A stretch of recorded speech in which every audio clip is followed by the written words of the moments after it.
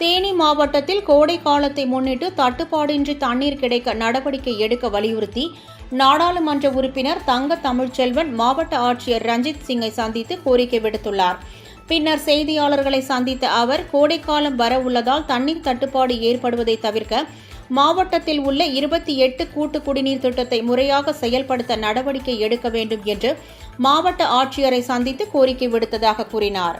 இந்த கோடைக்காலம் வர்றதுனால நம்ம தேனி மாவட்டத்தில் ஒரு 28 கூட்டு குடிநீர் திட்டம் இருக்குது.